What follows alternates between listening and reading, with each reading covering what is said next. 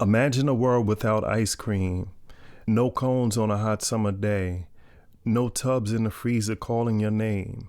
No sprinkles or sundaes, or that unmistakable sound of the ice cream truck. It's hard to picture, right? But like every beloved treat, ice cream didn't just appear out of nowhere. Its story is a global journey, one that starts with snow and honey in ancient places and ends with the wild flavors and creamy textures we know today. I'm Shaman, and this is It Started Somewhere, the podcast where we uncover the history behind the familiar. Today we're scooping into the frosty history of ice cream. Let's rewind. In 3000 BCE China, cooks mixed snow with fruit and honey for the elite. In ancient Persia, royalty cooled off with sharbat snow and fruit syrup. Sharbat is where the word sherbet came from. The Greeks and Romans had their own versions. Alexander the Great enjoyed snow with honey, and Nero sent runners into the mountains to fetch snow for his banquets. During the Middle Ages, frozen desserts traveled along trade routes. The Arab world popularized sharbat, icy drinks sometimes thickened with milk.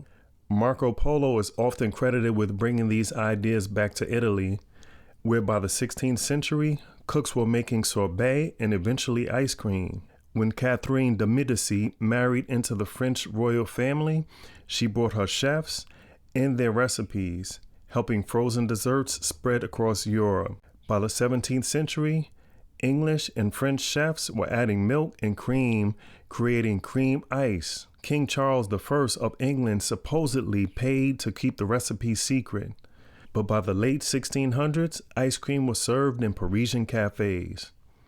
The process was still labor-intensive, so ice cream remained a luxury for the wealthy. Ice cream arrived in the American colonies in the 18th century, favored by founding fathers George Washington and Thomas Jefferson. George Washington reportedly spent a small fortune on it.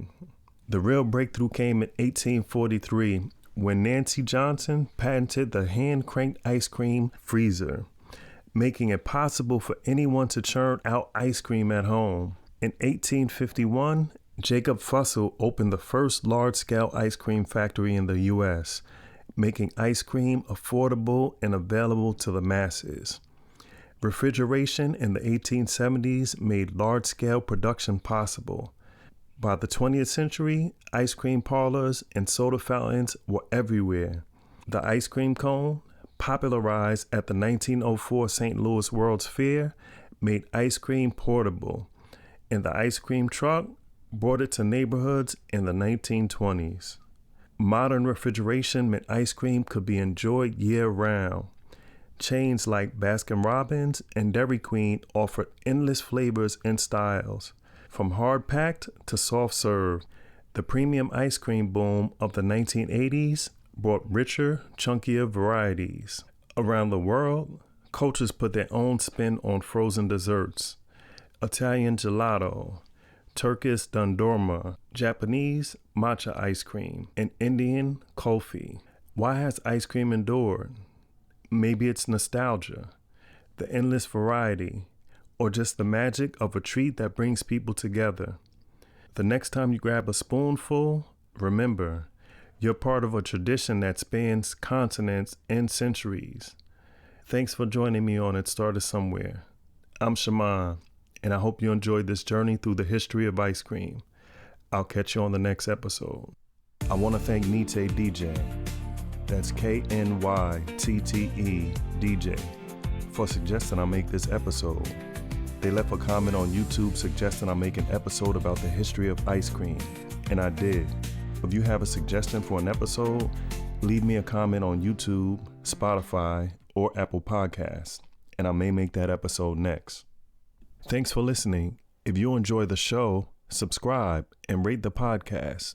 It makes a difference.